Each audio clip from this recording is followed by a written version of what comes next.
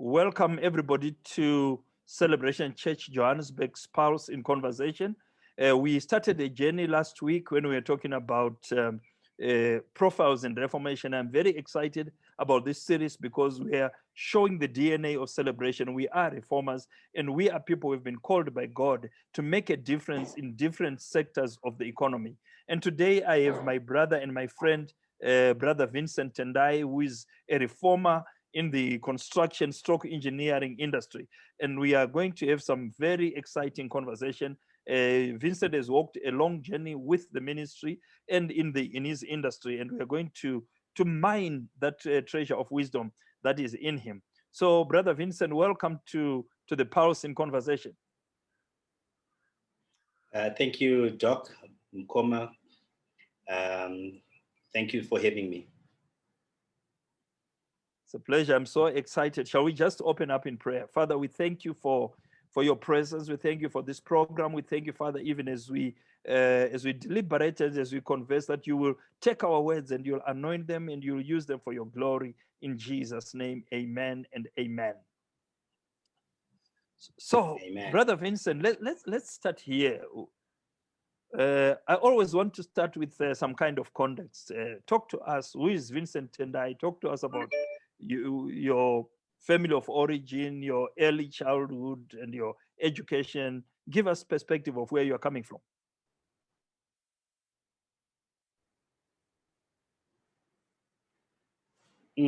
Thank you, Doc. Vincent Tendai is the eldest child, and in a family of 5. I was born in Harare, and but we are originally from Triana Samanyika. My father was the 4th born in a family of 6, and I grew up primarily in Harare. And the little bit I got to know about Kumusha and thing was when I used to go to Epworth. My grandfather was an evangelist, and he was the evangelist Peter Tendai. He was the one who had the custodian of one of those founding missionaries, not missionaries, apostles who were given the mandate to run Epworth mission, because Epworth mission was owned by the Methodist Church. So my grandfather was the one who would evangelize in the area, and he would go and collect whatever and minister to different parts of Epworth, Mashonaland, and nearby areas. Then he would go back to Wadilav to give a report and send, the offerings and things like that. He would cycle from Epworth and sometimes to Wadilav to take the offering, which had been collected. So this is where we grew up with, and we grew up as a Christian family with the values of Christianity. And my father went to school in Epworth and then Highfield, where my grandfather had a house. So when we grew up, I grew up primarily in Highfield, and I went to school, to Chipembere Primary School in Highfield. And ironically, one of the teachers who taught me grade 3 is the same teacher who taught my father in the same grade. Wow! So, that's quite amazing. The same teacher who taught your dad also taught you. Wow! Yes. Before you go any further, I want to just make a comment here. I think I'm liking the story you are talking about. You're talking about your grandfather having been sent on an apostolic mission to the Epworth mission and acting as an apostle within the church circles. And I've often looked at yourself as a kind of an apostolic person within the construction industry. And I'm beginning to see a parallel that sometimes what God has did in your grandparents was actually like a seed towards your own generation, that he was a trailblazer, he was a pathfinder, he opened the door when there were very few black missionaries. And now here you are as a believer, acting in the place in an apostolic setting, particularly in an industry that can easily is controlled by a worldview that is ungodly. But God planted you there as an apostolic voice. I just love that to see those fingerprints of God. But I think we can talk more about it as you go on. Now you are talking about your dad. Thank you, Doc. Yes, it is, and it goes beyond that. When the values which we were taught, I mean, I would see my grandfather every day. You would wake up in prayer, and before we got to bed, we will all pray. And before we arrive to see my grandparents, the first thing we'll do is to pray. And that's when I realized that prayer is so important. And at his age, I would look at my grandmother reading the Bible at the middle of the yard, and she would take a Bible and she would be reading the Bible. And I used to wonder at this old age, what is she reading? Mm-hmm. And I only later realized, oh, she was reading the Bible. And they were a great couple. They were farmers. But the most important thing, the legacy which our grandfather on his deathbed, he gave us a statement. He said, "Together we stand, and divided we fall." And the great commission which was left by Jesus Christ to love one another. Mm-hmm. Wow! And what also resonated with teaching. Go ahead, sir. Yes. So what a legacy! I mean, encouraging you to have family unity, encouraging you to live with the perspective of eternity. When he says, "Look, the greatest commandment is love one another," and I'm quite impressed. And I mean, it almost reminds me of the Bible when it talks about Timothy, and he says, "The faith that was in you, that was in your mother, that was in your grandfather Lois." It's almost, I'm seeing almost a similar pattern here. But go ahead. I mean, it also resonates with what the Bible says in First John 16. It said, "Love is an ought. We ought to love one another." So as Christians, there is no option. So we were instructed that we have to love one another, and love is an ought.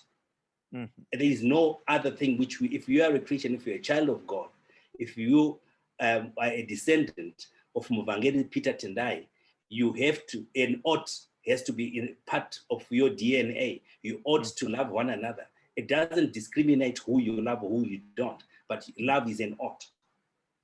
That's what the Bible.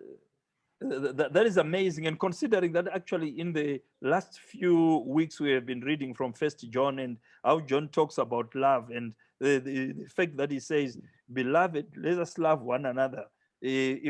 Because God has loved us, we need to love the brethren." I mean, that's powerful. First John 3:16. And many people recognize John 3:16, but they don't recognize First John 3:16, which talks about to the extent that God loved us, we must love the brethren. And that's powerful. I think the legacy that was left by evangelist, or let me call him Apostle Peter Tendai, I see it. I mean, I look at your life. My wife and I have had the privilege of walking alongside you, and we have seen that love, that care for people, that genuine concern for people. And sometimes people have taken you for you have abused your kind-heartedness. But now I see where that I used to think it was naivety, but I now see that it's deeply rooted in the Bible to say you were taught by your grandpa to love people, and you have held on to that. That is powerful, my brother. Thank you. From there, I went to school. I went to Marondra High School. That time it was a Group A school. From Form 1 to Form 4, I was at Marondra High School. Then I did my upper 6 days off from lower 6 and upper 6. So you can see that the schools I went to were not only the schools which predominantly from my liking. I did go to Marondera because my cousin was there. My two cousins were there, and my cousins from my aunt, my father's sister, and my two father's sisters, one was Mrs. Munyati. She was the late Tsitsi Munyati.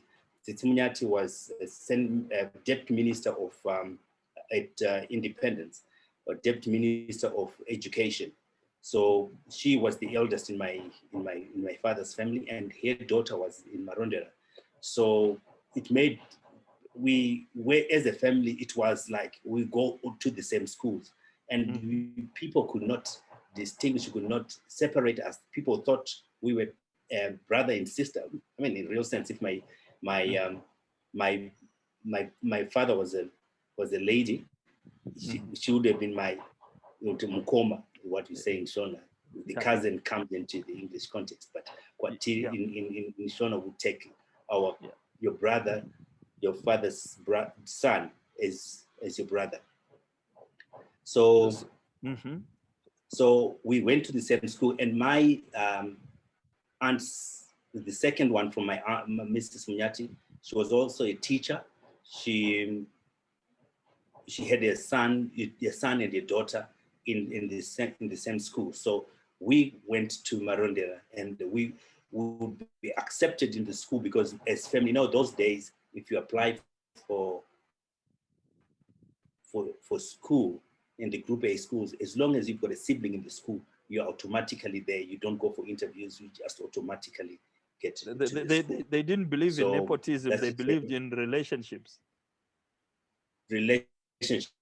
Yeah, particularly. Yeah. I mean, definitely it was relationships, and as long as you go ahead. It was more of relationships, and so from there, my passion when I was at school, I was very good in engineering and drawing and maths. I could fail every other subject, but I not failed in maths. So maths and technical drawing, and we had a technical department where we would draw. You have art, and we have woodwork and just design. So those were my main subjects. So I really enjoyed those technical subjects where it involves maths and there is some trouble. So when I left school, I then went to study, and I did quantity surveying and structural engineering. Then I did an apprentice in construction, but in civil engineering construction. Hold on, Vincent, right there. Hold on, Vincent. I think there's a whole generation that grew up without understanding the apprenticeship concept. So if you say I did an apprentice, we may lose some of our audience. Would you want to just explain for the benefit of the audience to say what was involved in an apprenticeship? Yeah, thank you very much. I mean, that apprenticeship, I think if you look at apprenticeship is when you go and study a particular industry under the guidance of qualified people who will show you the ways, who will show you how to go about the industry. So you go out and you are assigned to a company, and you learn from that company. You go on at that time it was a four-year program where you do the technical things. You learn how to engineer. You learn different things. And if you look at Zimbabwe, the then Rhodesia, it was one of the biggest. The economy was strong, although the country was under sanctions. But what kept the economy ticking was the engineering background, the ability to create. So the guys who had left college, you had left school or left college, and they have gone to do an apprentice, are the same guys who made the economy tick. They could, because Rhodesia was under sanctions, they could manufacture anything which was in short supply. That's why the sanctions didn't, during the time of sanctions, that's when the economy of Rhodesia grew. And they could manufacture, and they started even manufacturing their own vehicles. And one of the vehicles, which is the trademark of the development, which was developed by guys who were who had done apprentices, was the Puma. There's a truck, army truck, which was called Puma. That truck was used, and I think in Europe they've now mimicked it. And if you shoot on a Puma truck, a bullet will not penetrate because of the angles, how it was designed. The bullet will bounce off. So this is how we were. We also had aircraft engineers who were abetted to engineers from Boeing, who started learning the tricks, how to develop, how to produce, how to service planes, to the extent that all the planes who at independence in Southern Africa, Southern Africa, were being serviced in Zimbabwe through the guys who were trained through the apprenticeship. Wow, that is powerful. I wanted you to emphasize that because it's important. I think sometimes we become people. I think our education has moved towards too academic, without practical skills or skills development. And programs like the apprenticeship program was really developed powerful, technically competent people. I would, although I know I will made this analogy I'm putting across, but I think an apprenticeship was almost the equivalent of serving articles for an accountant. Instead of an accountant who would go and say, I will start going to the university and I start by finishing my BAc degree, somebody would say, look, I'm going to save my articles and I grow my way up. The same thing with the apprenticeship. You had engineers who would say somebody will go straight academically and get into university, but they will be more theoretical than practical hands-on skills. And the things that held the economy of this nation were those people who were experienced craftsmen, technicians, people who knew how to do things because they worked with their hands. And I think that's what Vincent is talking about, to say that's one of the most powerful things, even when you look at entrepreneurship within our manufacturing sector. I believe that within both in Zimbabwe and in South Africa, it's beginning to suffer because we have less and less of those people who are competent. We have been trained through that kind of system. Yeah, if you look at it, Doc, in terms of technical ability and even earnings, in the 80s, late 80s, up even up to the 90s, a toolmaker, fit and tenor, used to earn more than a CA. So the highest paying jobs were toolmakers, fit and tenors, boiler makers. Those were the highly paying jobs, and you would be celebrated. I mean, you used to see guys who they've just completed their apprentices. They will be in first streets, and the oil and grease poured over them, just as a symbol that they have finished their training and they are going into real money. Yeah. So another area of concern, when you really want to see how impactful the industry was, the apprentices. If you look at the industry in South Africa now, maybe 30 to 50% of the industry, people who are in the industries which are doing well in South Africa, are guys who left Zimbabwe, who went to South Africa, the guys who have been trained as apprentices, and they moved to South Africa and started their business. If you look at the aircraft engineering sector, we were servicing the Boeing, but South Africa took advantage of that. They offered our technicians more money, and they all went to South Africa. And they had a big advert in their papers that the Zimbabweans are now here. You can now service your Boeing plane. Wow. How powerful these guys were. Great. So I think we have underscored that issue to say, I wanted to underscore that because some people will look at it and say, oh, what is that? So it's important for people to appreciate what it is. And now, so you now did your apprenticeship, and let's take it from there. I did my apprenticeship, then I furthered and went into engineering, civil engineering, to get a degree qualification. And then I did quantity surveying, which is, I think in construction industry, it's a really, that's the contract side of the business of construction. It's like the accountant and the construction, you know the figures, the monies, how to price the jobs and things like that. So and that set you in good stead for what you're doing now. Very much so, very much so.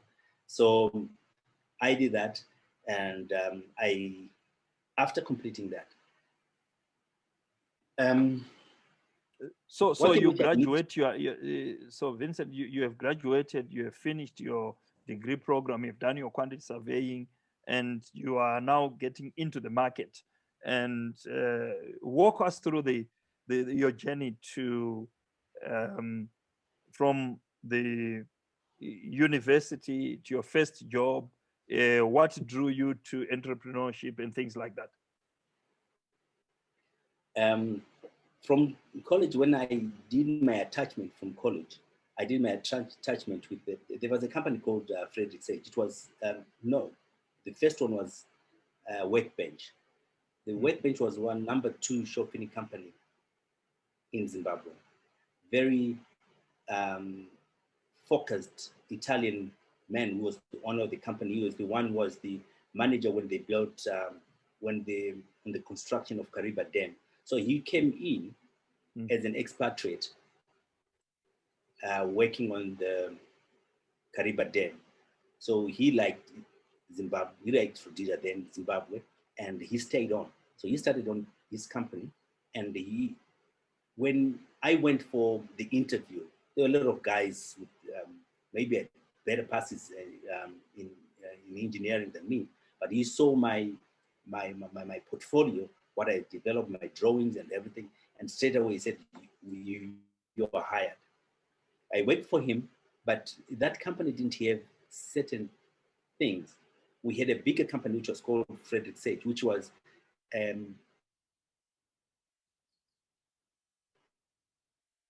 division of PG.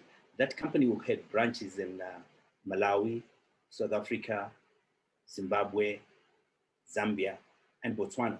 So it is the same company which which did the facades for most of the buildings in Harare. If you look at Karigamombe, the Reserve Bank of Zimbabwe, Old Mutual Center, Pegasus House, Megawatt, all the big buildings, which are the flash glazing, which was a new thing then, new form of technology, curtain walling, where you have all the glass going up in a building. This is the company which was. So when I qualified, I thought I'd done it all. I then went under that company to learn more about this new technology of curtain walling. That's when I developed the liking of facade engineering, and I really studied on facade engineering, and took a passion to it, and now be able to work on it with the full knowledge of what it is all about. So your exposure to when you completed your exposure to different organization, different competencies, which every organization had, was actually adding something valuable to you. So you were faithful in that which was another's, and God was helping you as you are going along. Yes, definitely. I was one of the youngest. I then moved when I left Frederick Sage. Now I left Workbench to Frederick Sage. I was appointed an estimator working on the design, pricing a job, but it was a very difficult job. I was the youngest in the company in that department. Worked hard in the passion service. I mean, you were entitled for a company car, but you were not entitled to get a company car until you are, according to company policy, when you're 25. But I was younger than 20, less than 25. But they had to change the insurance policy so that I could be covered, so that I could get my company vehicle. So that seems to. Sorry, Vincent. I think that seems to speak to an aspect that probably they saw value in you, and they wanted to reward that value and that diligence. They didn't want to lose you, and they said, look, we have to change company policy. And that's part of what we are talking about in Profiles of Reformation, to say reformers will, when they engage, whatever contribution and value they put will result in certain things being changed, things being reformed. And here you are already at a young age making a difference, and people are saying, we like this young man, we value what he has, and we want to be able to retain him. I mean, that's amazing. Well done. Yes. But in all this, you know, in my days, I used to stammer. If we talk more, and maybe talking Shona, you can see that I do have the lips, and I do stammer a lot. But I will get to that when on the next phase, how that was dealt with. Mm-hmm. I then worked for Frederick Sage. I was then promoted to be the chief estimator within the organization.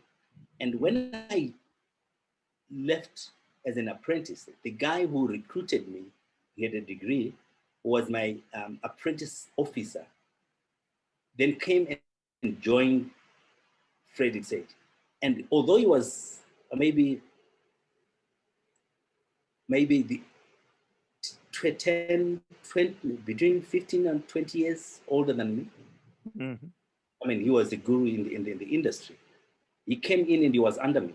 And I actually trained him to be an estimator, because I was now the chief estimator. Wow. That's amazing, isn't it? And I trained him to be an estimator. And on that, I then changed companies, and I went to work for Traegers. Traegers was the biggest manufacturing company in Zimbabwe. Mm-hmm. It had the head office was in Bulawayo, and they started an aluminum in business, and aluminum business in terms of windows, manufacturing of windows, was the baby of Traeger, one of the Traeger sons, and it was his personal project, and he really wanted to get this thing success. So I went and joined them. I worked there for 2 years, and I had this passion to get, I can do this on my own. Let me just venture out and start a business. I understood the business very well. I went out to SEDCO to try and source funding for my new initiative, but they couldn't give me. They needed. They said they were not funding any startups. Mm-hmm. So I resigned. I was now staying on my own. I had an apartment in town. I had a car. Made one of these worst mistakes of my life when you're earning good and you're young. I had a company car. I bought a car. I went out and bought a 3 Series BMW. When I look back and say, why did I really buy that car? Because I could have done better. If I knew then what I know now, I would have maybe gone and bought a property. But it is a phase. It's a path which I walked through, and now I can clearly go to the youngsters and say, this, if you're going that route, a vehicle, if you've got one, it's not one of the best investments you can have. And I think say that again. I think it's lessons learned from life. That when you buy a vehicle, a flashy one, when you are already mobile, it's not really an asset in a sense. For the same value, you could have bought an asset. And I think it's important, particularly for people who are entrepreneurial, to be thinking in terms of assets instead of trying to impress people. I think that's a powerful principle you are sharing right there. Yeah, exactly, Doc. Why are you buying a vehicle when you're already mobile? What is the motive? And what is the motive really? It's the motive you want people to see you that I've arrived. Mm-hmm. But as you grow up, you see that you've not arrived. So if there is anything I could leave with the younger generation is you need to understand on investment. When you are investing, a motor vehicle is not an investment. It's the moment you buy the vehicle, it starts chewing up your money. But when let's say you buy a property, the moment you buy a property, it starts appreciating in value. It starts, if you are staying with your parents, you start receiving rentals from that property. But the moment you buy a vehicle, you have to buy insurance. You have to buy fuel. You have to, there are a lot of things which you are going to. A lot of maintenance and servicing, yeah. A lot of maintenance.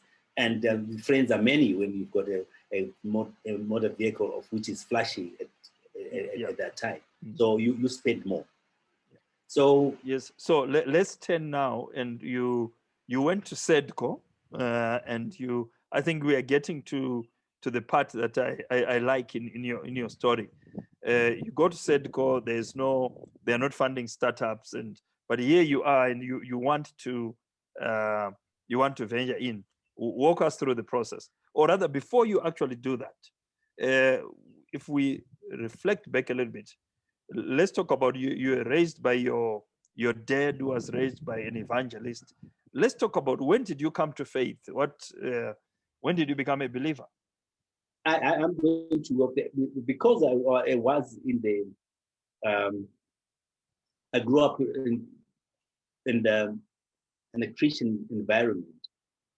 I thought I was a church going. So the issue at that time, if you've given your life to the Lord, was not an issue. I mean, we would say to someone, I'm a Christian, I go to church. And at that time when success was, going to church was not one of my things. So I would go to church. I could sing. I could go to church, Methodist. I wasn't born again then. So I only got born again after I started my business. Okay, when so let's go back to that's okay, Vincent. So let's follow it chronologically. I jumped the gun. So let's walk through to starting the business and the point where you got born again, and what was the impetus, and let's take it from there. And how did it change your life? So because I left employment, wanting to start a business, it was difficult. I had some savings. After 2-3 months, the money is gone. I don't have anything to go by. I've got the technical knowledge. I've got the understanding of business. But I was a nobody. So because I worked in the industry, people knew me. And there was a company called NCR. We used to work with them. And there's a gentleman called, who was the general manager. He gave me an opportunity to refurbish NCR house. That was one of my first job. And I did the job, and it was done properly. I would contract people from different companies, and we'll come together and work.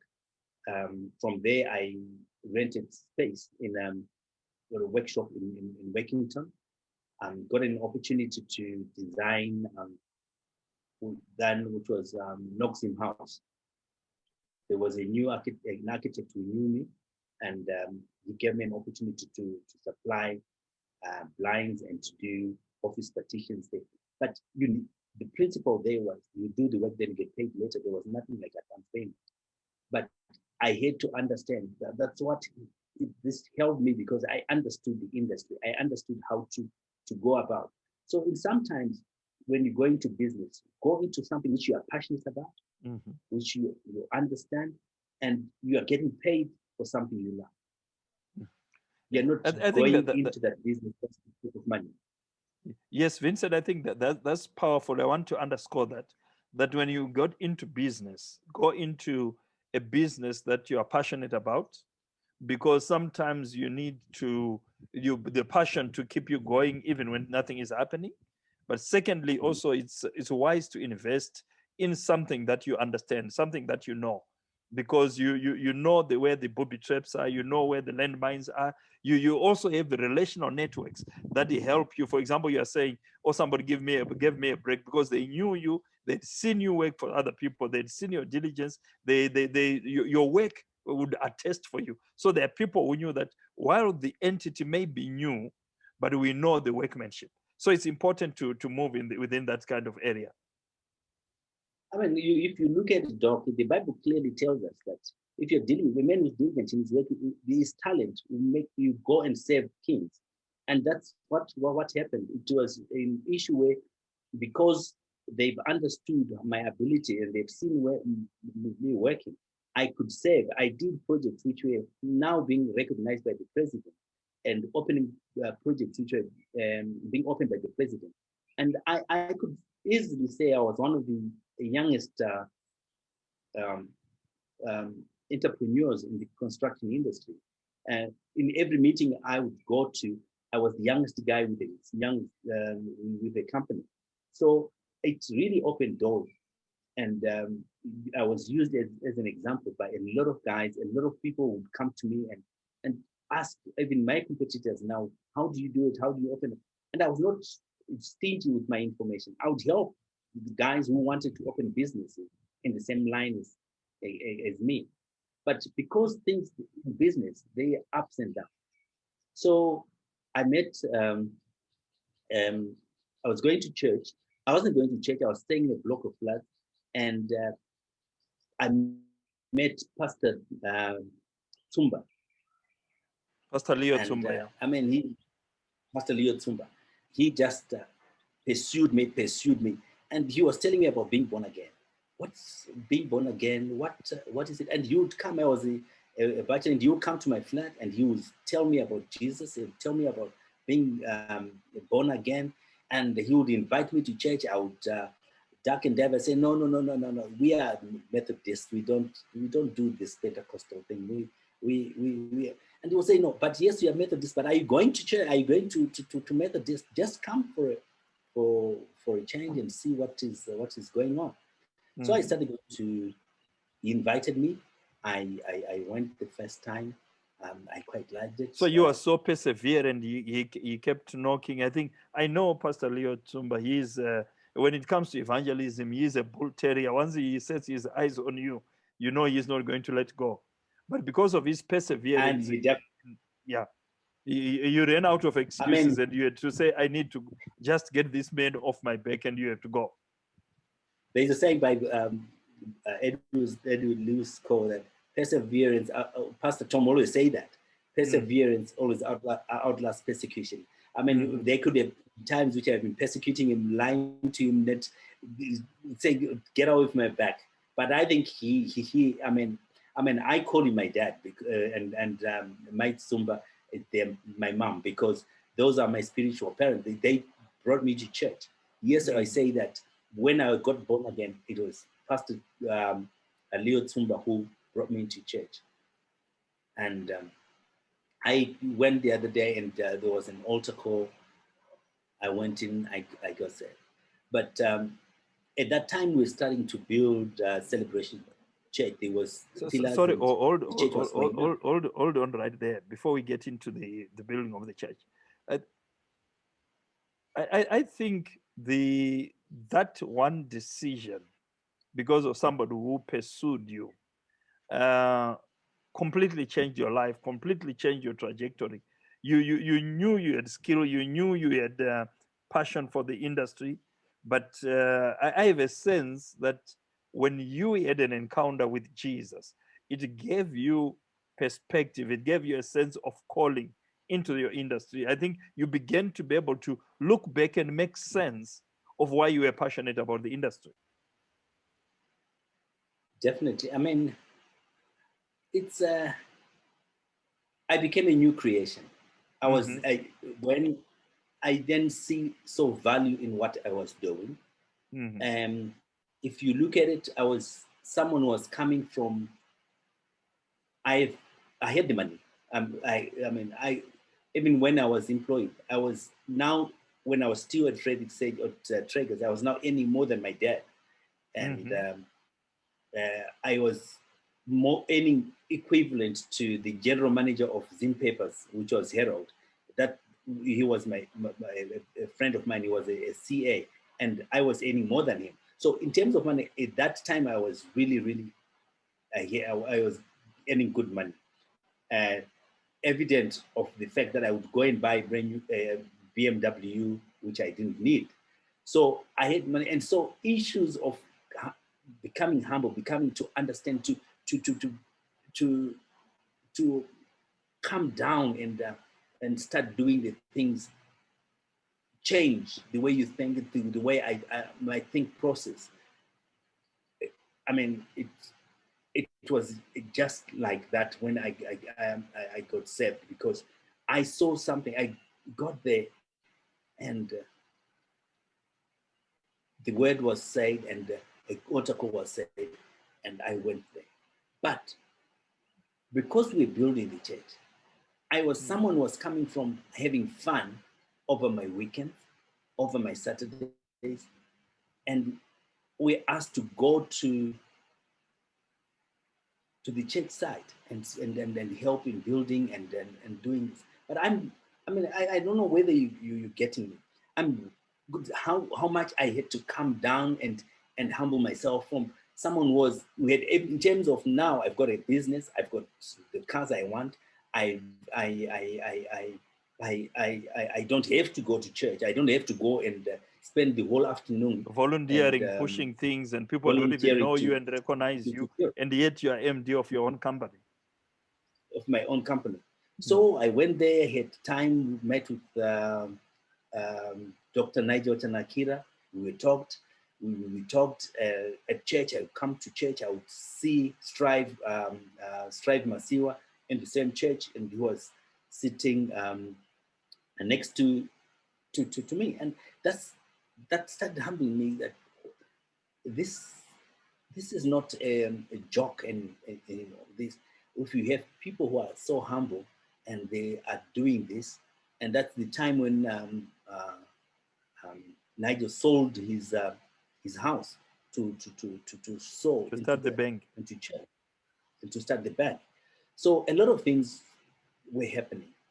So one day I was on site, and so a lot of things were happening that were inspiring, that were motivating, and you were saying this is a different kind of church. It looks like this is kind of a place to be in. And I know around that time, particularly in the Harry Magolis whole days, that people will say, you know what, business deals are actually cut at the Harry Magolis at Celebration Church. I think the church had that kind of reputation because it had that mandate of Reformation, drew influencers, built people, built dreams. And there's a way in which the vision and the calling in this church would draw something from outside, inside you, to invest and to do things that will then open the door to your destiny. I think a lot of people have spoken to how, whether it was a calling to a seed, a calling to volunteering, or whatever. Like we say, involvement is the key to your call. And as they did that, it opened the door for you.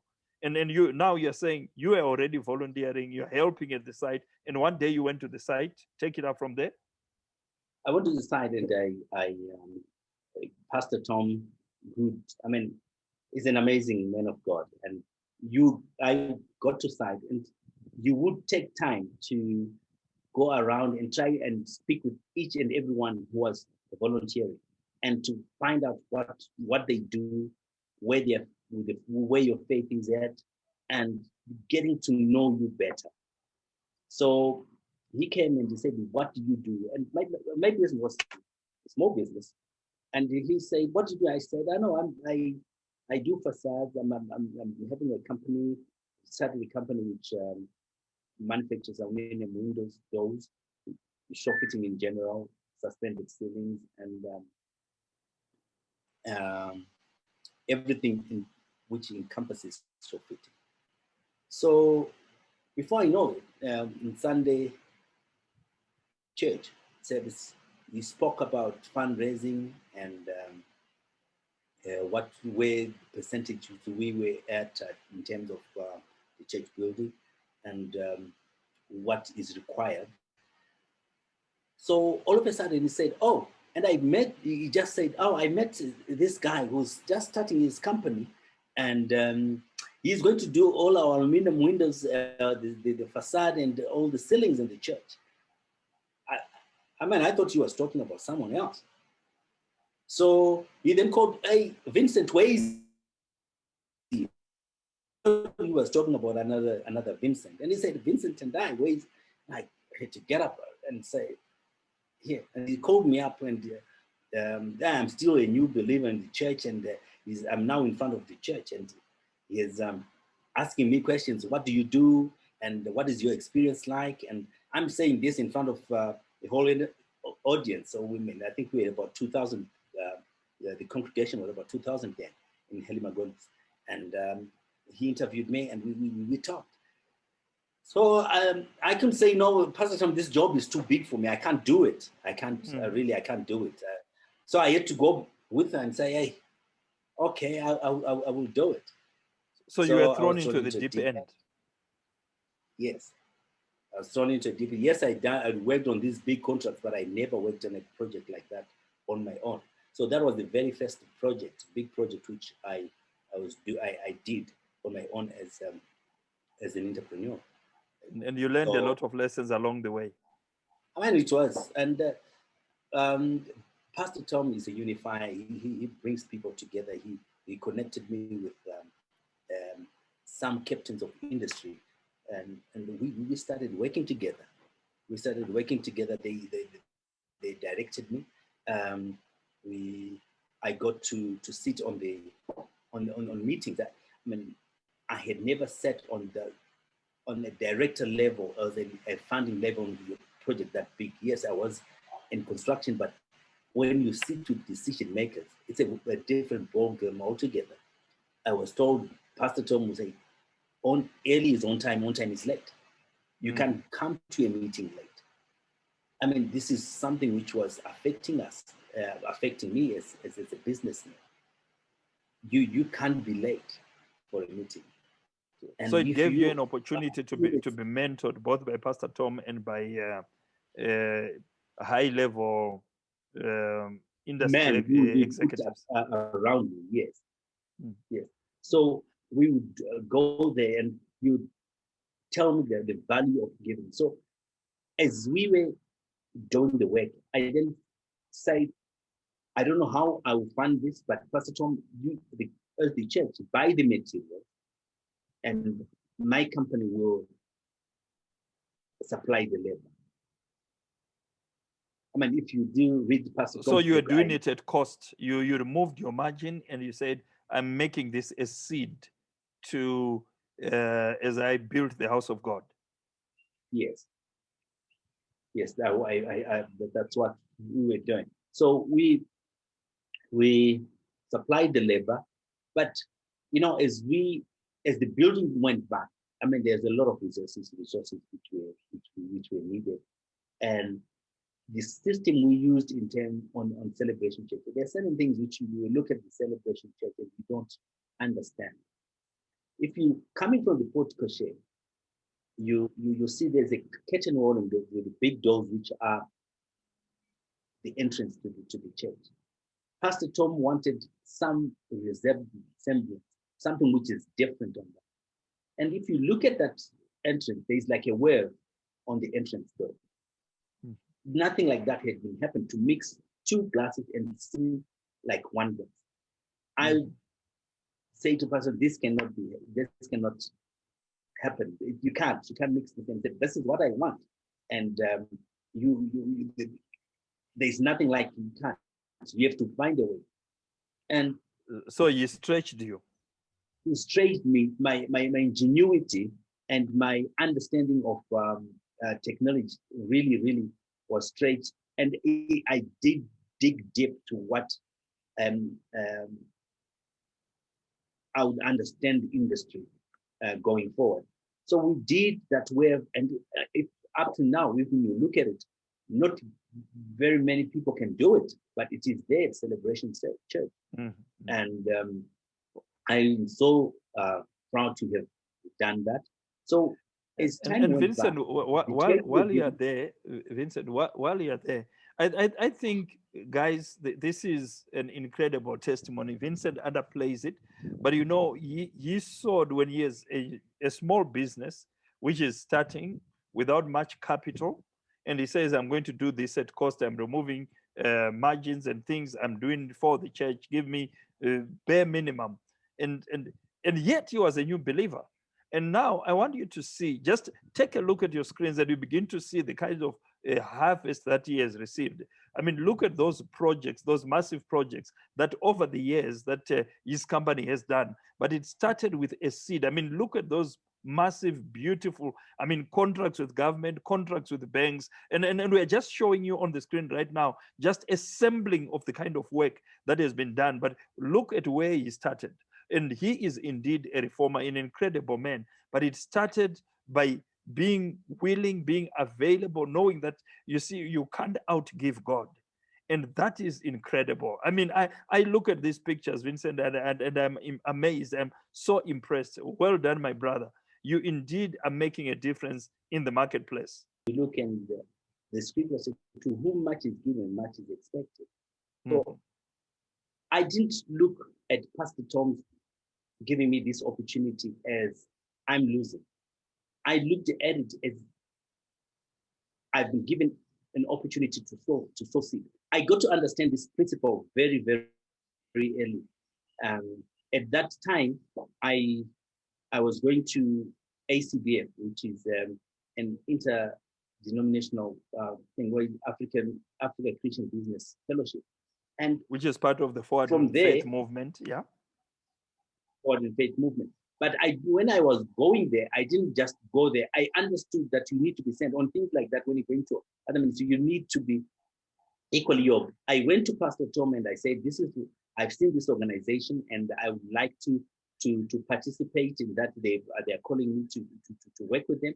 And you know, when you do things for the kingdom, people would like you to be associated. They want you to impact in their also denomination, but you just don't go to other churches and you start doing things without speaking to your father.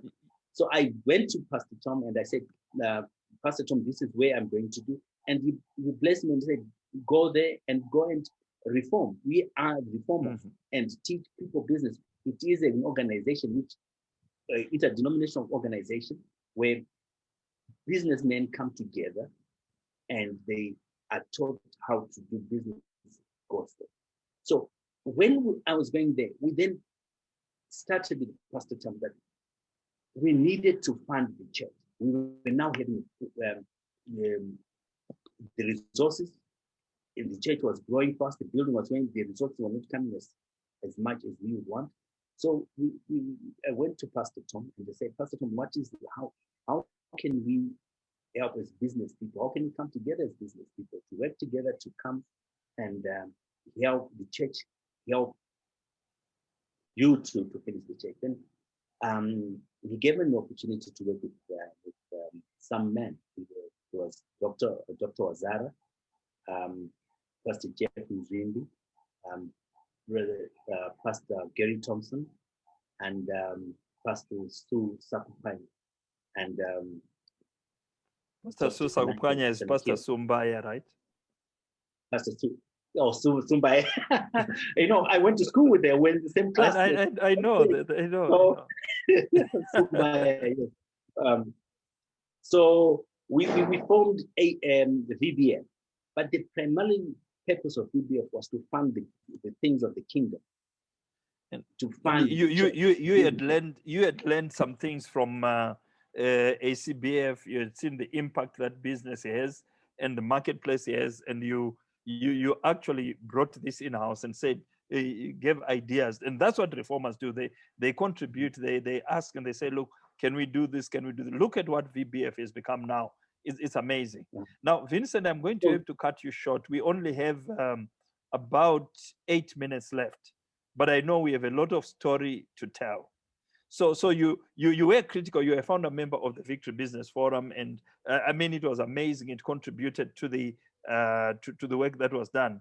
But I also I don't want to lose sight of a certain aspect. I think not only were you having an impact in the church, but you also had, and I want to just showcase and show the level of influence that you had as your gifting made a way as a reformer. You started making a huge difference, and you began to get huge contracts, even in terms of government. And I know you have done a lot of projects with the government, major contracts. For example, I mean, we are seeing pictures of some work that you did with the Bulawayo airport, and seeing government offices and so on. I mean, just look at these pictures. We've just put a collage of part of the work that Vincent and Creative has done in terms of the impact they had. We would want to say much more, but it will allow just these pictures to tell the story. And as we see these pictures, we're going to turn and just focus on another aspect. We have seen what he has done in the church, what has happened in the marketplace. There's some of the works that he has done. But I think he also got involved because reformers get involved in their industry and begin to shape policy and the way things happen in the industry. So, Vincent, in the last 5 or 6 minutes, I want you to talk to us about your involvement with the industry organization. I think it's called CIFOS, isn't it? Talk to us a little bit about that. Doc, I'll go there. But if I don't say this, I think I would have lost a lot of people. I need to say this. But when God gives you a man, you see it to completion. So when we started building the church, we got into a situation where the church could not fund. So for some reason, a job would come so that I could pay my employees, the guys who we were working with. But it came to a point that the church could not pay us anymore, and we carried on doing work. But at one point, I failed to pay the wages. I failed to pay salaries. But from Norway, we received a check from Barclays Bank. We had never had a contract with Barclays Bank. We had never had any dealings with Barclays Bank. I was banking with Standard Chartered Bank, but we received a check which was almost to the cent to what we were owing in terms of wages. Wow. We went out there and we said, we don't do anything. I took the money, I banked it. I thought maybe it was an advance payment for something which was coming, but we banked it. I took the money, I paid the salaries, all the salaries, and we were not in arrears. And after 2-3 months, Barclays Bank wrote to us and said, we have made a payment to you in error. Can you please make good? Can you come up with a plan how you're gonna pay us? I said, no, I can pay you in 3 months. I can pay you in 3 months. After saying that, they say, no, are you sure you want us to pay you? You want to pay us in 3 months? You can make it in 6 months. I mean, it is our error. We acknowledge that. Wow, so, they actually extended the time. Yes, you pay us when you are able to pay. You don't have to pay us now. And that happened. And by the end of the time, when the church was finished, because the church was not paying us, the church ended up owing us about 7 million in labor. We then said, Pastor Tom, we are going to sow this to church. We don't pay us. This is our seed, the 7 million we owe. And this is what made me change. As time went on, I was then appointed to the junior vice president of CIFOS. And after that, I was promoted to senior vice president of CIFOS. But that's when the attack came. I started being fought. We had someone who was a politician who came into the organization. He muscled his way through into the industry. And at one point, he was now wanting to change the constitution of construction industry for him to run for more than, the constitution allows you to run for maximum 2 years. He wanted to change the constitution that he runs with it. He's a businessman, a powerful man in politics, and he is so say to one of the richest men in Zimbabwe. So I went to Pastor Tom and I said, Pastor Tom, I'm going to do that. I cannot work with people like that. And he called me up in church and he said, you are a reformer. You go out there and make and be influential. Go and change things. You are not there for this, to add numbers. But when you go into a board meeting as a reformer, you need to stand your position and find what is right for the industry, for the kingdom. And he prayed for me and I went there. And when I was fighting, it was not a physical fight. It was not a thing. They say the righteous take it by force. And this is the first which we to do. I would go into him and read the Constitution. Whenever you say the Constitution says this, the Constitution says, Pastor Tom told me that when you're fighting a battle, you use the parameters which are set aside for in that particular industry. Don't fight that's what against, reformers don't do, go isn't it? outside. So I went there and I used the Constitution, and everyone you would threaten me. He said I used to run. I was in politics, and I've got a group of people two people in Mashonaland West, and do this and this. You cannot fight with me. You fight me. It's banga for banga. I don't know what was that for, but he was really, really threatening me. But I stood and said, this will not happen. But all the people who used to be around me and to support me, they now drew back, and they were not there when I was fighting this.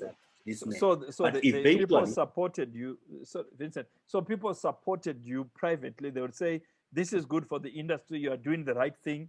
But publicly, when you are now in a meeting, they will kind of draw back, and you are now exposed as standalone.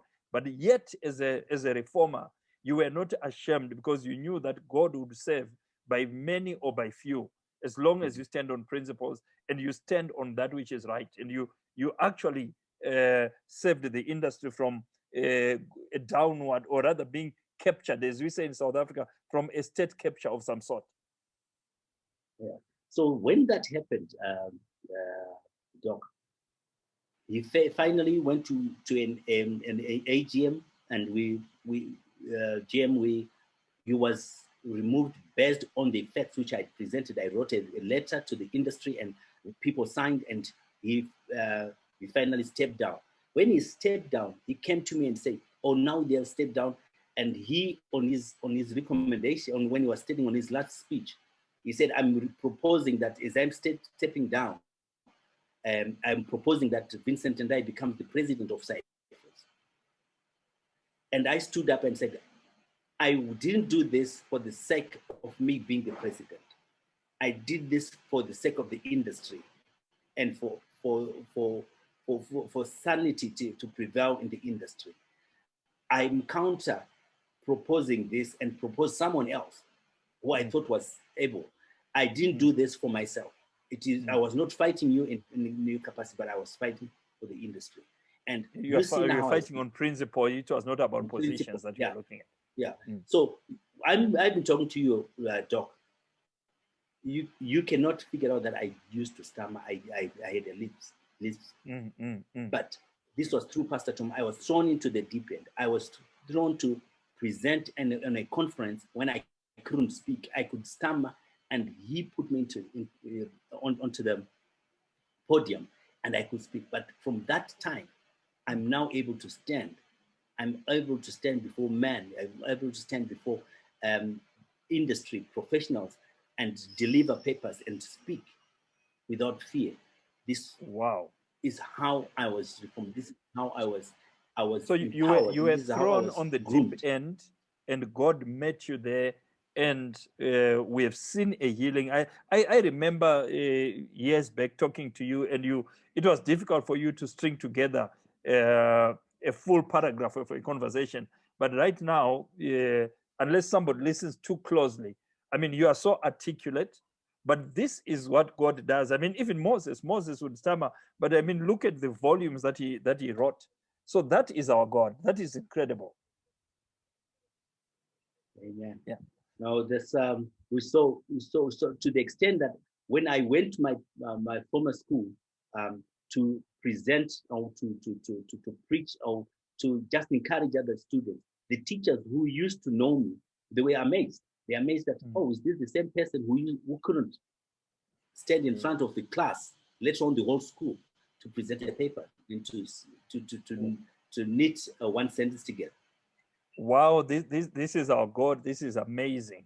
Vincent, I would love to continue talking, but we have run out of time. But I think that there's so many principles that we see from your story. So instead of my summarizing it, I'll just ask you to just look into the camera and just speak to our viewers. Give us at least 2 or 3 critical principles that you learned as you waged warfare in the marketplace. I mean, I'm sitting here listening to your story.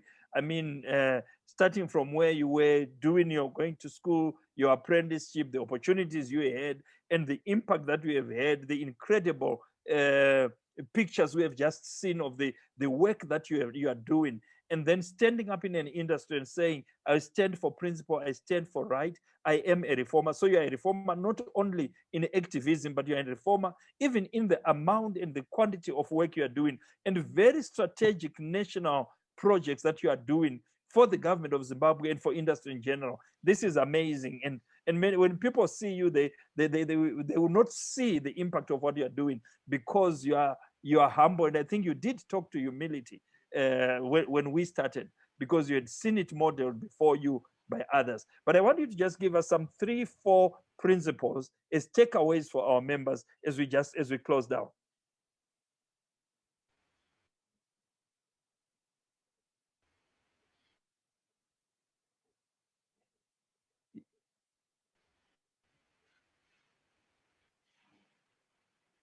And my principles will say, fear not and sin not. We need to put God in everything we do. We are vessels, us, and love is an art. If you love, you cannot love the church. You cannot love without loving the church. God comes to us. God comes to us, and we cannot say that we love God without loving his children. We ought to love one another. That's the love. We can never outgive God. The Bible tells us, whatever you give, it will be given back to you. Pressed down, second year, and running over. Love, give, and acknowledge when things come your way. Go before the Lord and ask. David and Ziklag asked God and say,